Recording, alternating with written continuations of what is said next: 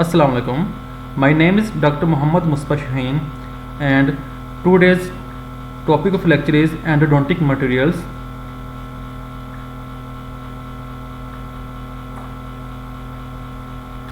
The learning objectives of this lecture are: students should be able to explain the terminologies like endodontic materials, what are endodontics, what is endodontics, what are irrigants, intracanal medicaments, obturation and obturating materials, and endodontic surgery, and the importance of different endodontic materials in accordance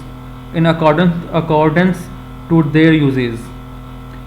Students should be able to describe the ideal requirements of endodontic materials. Students should be able to understand the composition, setting chemistry, properties, as well as applications of all the specified endodontic materials. And students should know the recent advancements in endodontic materials.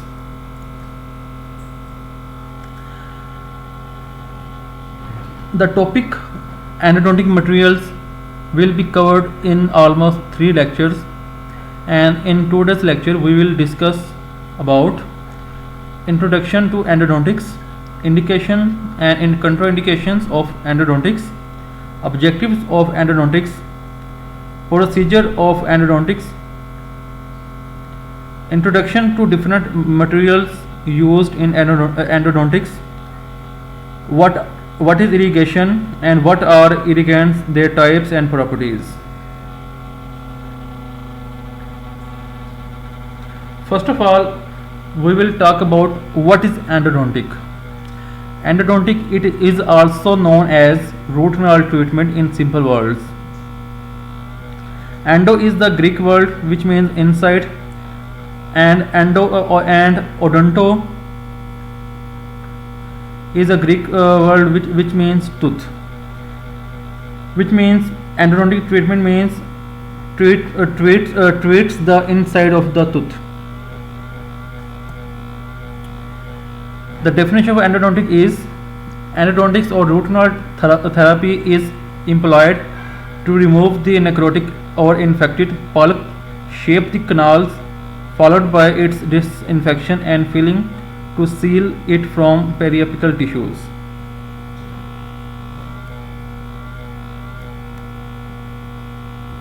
Now, what are different indications for endodontic therapy?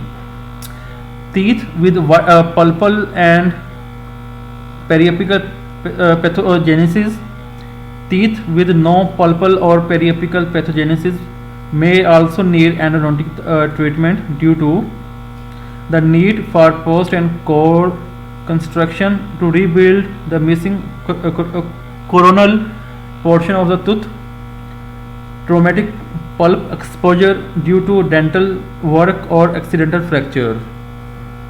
In picture you can see there is a periapical pathology in the apical area of this molar.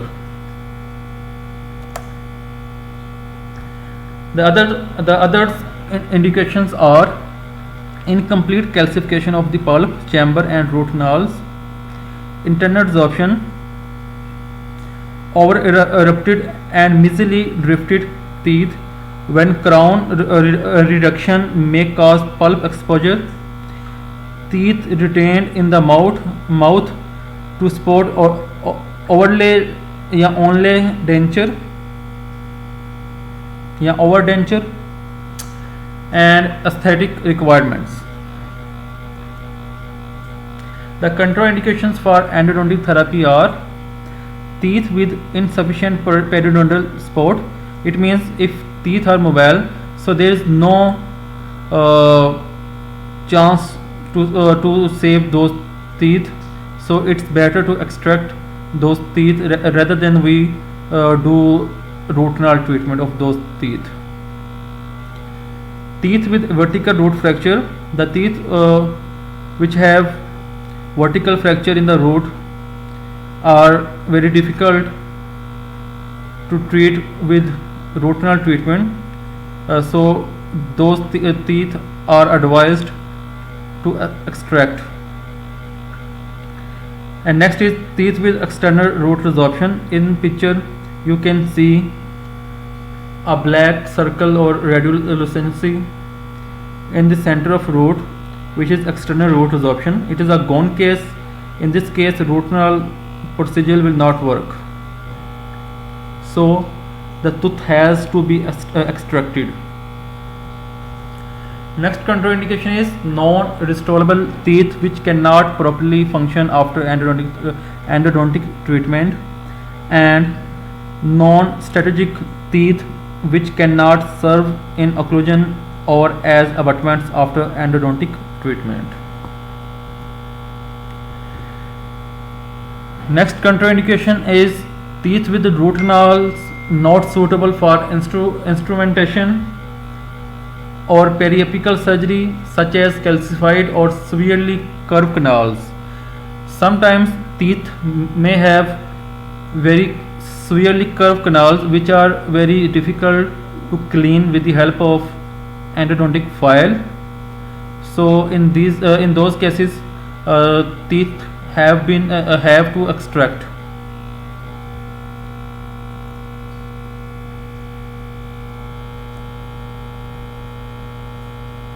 And the last contraindication is if any patient have any systematic condition.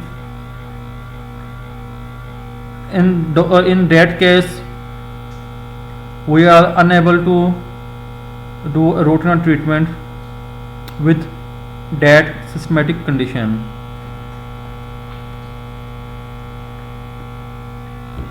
This is the diagram in which we can see root canal treatment procedure. In the picture on top left side, you can see a decay in the crown of the tooth, which causes pulpal infection, and abscess can be seen in the periapical area. And then next picture, we will do an opening with the help of handpiece and burr to assess the pulp chamber. And the next in the next picture on right side top, you can see a stainless steel or endodontic file is used to remove the inflamed pulp or infected pulp and debris and to clean and shape the canal, into which we can fill endodontic filling material. In the next picture on left side bottom, you can see a gutta percha endodontic filling material is filled into the canal. Filling material is filled into the canal, so there should be no space for reinfection. After doing the obturation, which means filling the gutta percha filling material, we will fill the crown with the restorative filling material, or we can also put a post into the canal to support the crown. And after that, you can see a crown is put on to the crown of the tooth to support the tooth structure. Now we will see a animation video of root canal treatment, how to do root canal treatment.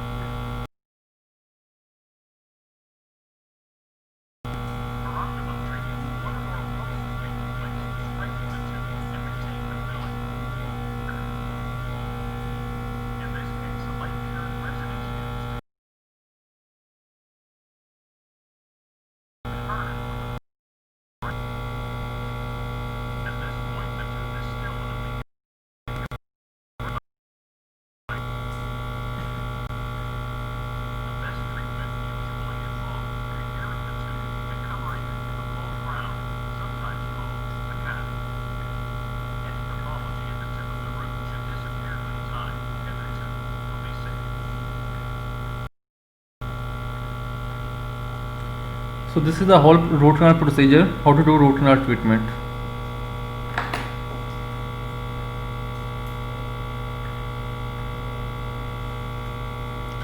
The main objectives of endodontic procedure are to clean and shape the root canal system to within 0.5 mm of the point of maximum constriction of the root canal close to the periapex. Maintain the root disinfected state, 3D obturation of the root canal system, and to provide an adequate seal at coronal and apical extent of the root canal area to prevent reinfection.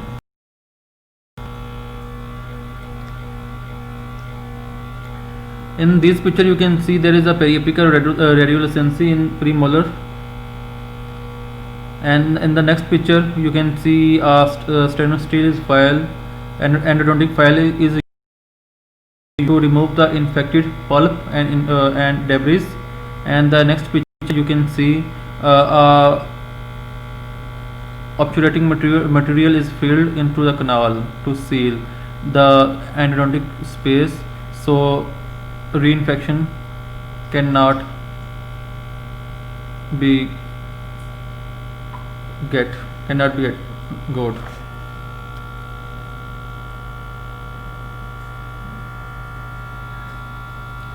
Okay, next is materials used during endodontics. In endodontics we use different types of irrigants and lubricants which are used during canal preparation. We use intracanal medicaments. These materials are placed within the canal between the clinical visits to maintain the canal in a disinfected state. As I earlier told, canals should be in a disinfected state. So if we are unable to complete a root canal procedure in a single visit, we will fill the canal with intracanal medicaments which will keep the canal in a disinfected state. And in the next appointment we will do obturation using obturating materials. The bulk filling materials and sealants are used during canal obturation. Used during endodontic surgery and repair of internal damage within the root canal system. It means some materials like MTA or biodentine are used during endodontic surgery and repair of internal damage within the root canal system. No, all these materials will be discussed one by one. First of all, we will talk about irrigants. Ideal properties of irrigants are irrigants should be lubricant and facilitate instrument. Irrigants should have antimicrobial property, should dissolve organic and inorganic debris, should flush out gross debris and sterilize the canal. Irrigants should be biocompatible and cheap. Classification of irrigants. There are many types of irrigants we use in root canal treatment. We subdivide these irrigants into two categories. One is chemically activate irrigants, which include water, saline and local anesthetic solution, and the other category is chemically active irrigants, which are sodium hypochlorite, which is most widely used irrigant, oxidizing agents as hydrogen peroxide, chelating agents like EDTA, chlorhexidine, MTDA. MTDA is a mixture of tetracycline, citric acid and a detergent. And next irrigant is iodine, potassium iodide.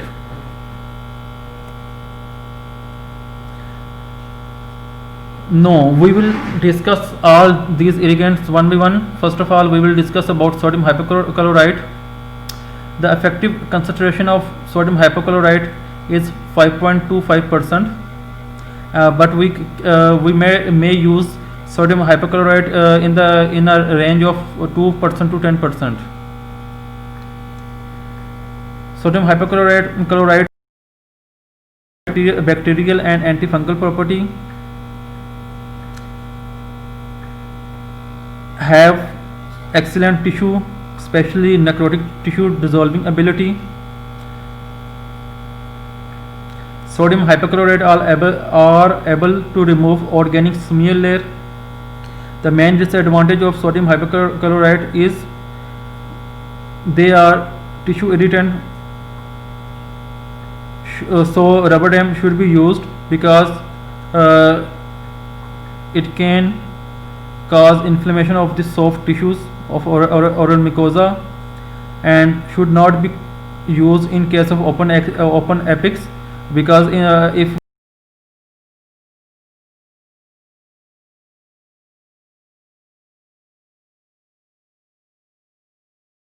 so sodium hypochlorite should be used very carefully.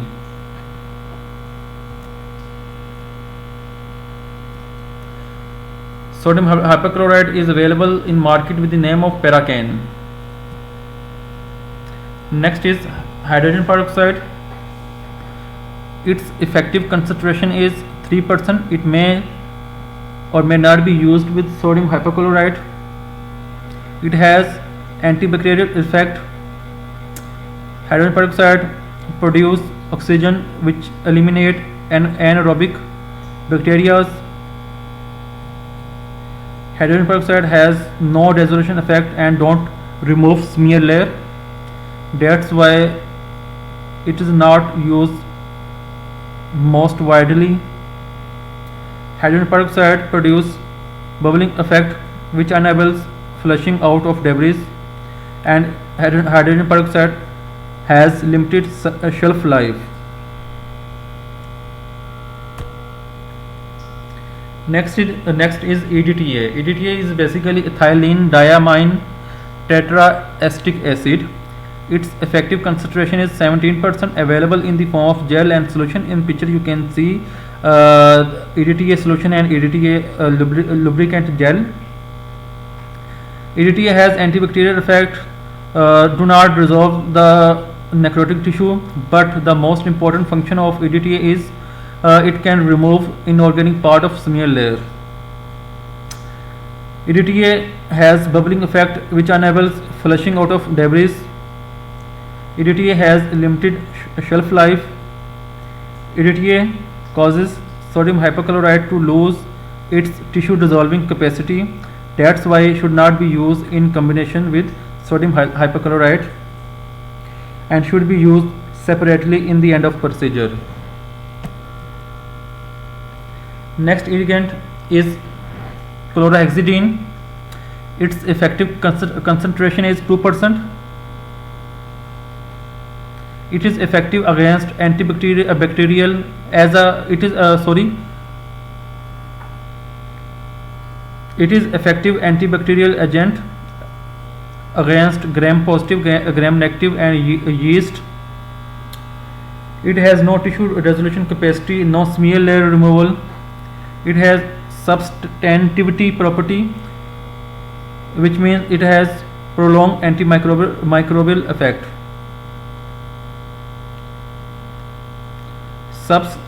Substantivity means chlorhexidine is absorbed by soft tissue and tooth structure, and it is released by those tissues and tooth structure over the period of time slowly, like tooth structure release fluoride over a period of time slowly. So it can keep the canal away from microorganisms for longer period of time. No other irrigant has this substantivity property. When we use chlorhexidine in combination with sodium hypochlorite, they can form parachloroaniline, which is a precipitate that causes color change. It changes the color of canal into brownish reddish and may interfere with the seal of obturation. That's why chlorhexidine is not used in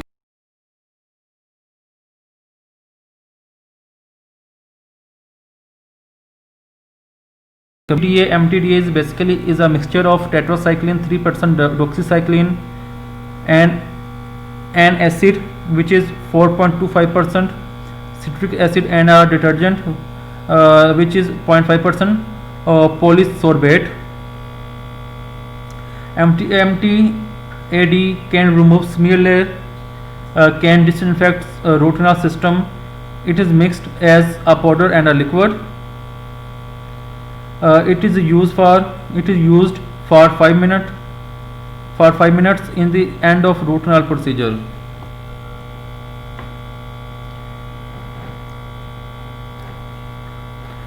In the chart you can see the capacity of different irrigants to undertake the role of endodontic irrigant. You can see saline has the ability to flush out the debris but do not remove tissue from the canal and do not disinfect the canal. Local anesthetic solution can flush out debris but cannot remove tissue from the canal and cannot disinfect the canal. Chlorhexidine can flush out debris from the canal but do not remove tissue from the canal, but it can disinfect the canal. Sodium hypochlorite can flush out the debris from the canal. Sodium hypochlorite can remove necrotic tissue from the canal by breaking down organic debris within the canal, facilitating cleansing. This is more effective when the sodium hypochlorite is used in combination with ultrasonic agitation from an endodontic instrument. Plus, sodium hypochlorite can also disinfect the canal. The optimal irrigation regime is, first of all, we should use 5 ml of 5% sodium hypochlorite for 5 minutes. After that, we should use 5 ml of 17% EDTA solution for 5 minutes, and after that we should use 5 ml of 2% chlorhexidine for 5 minutes. It will remove all the necrotic soft tissue debris, will remove all inorganic and organic smear layer, and disinfect the canal very well. This is the haul from today's lecture. Remaining part of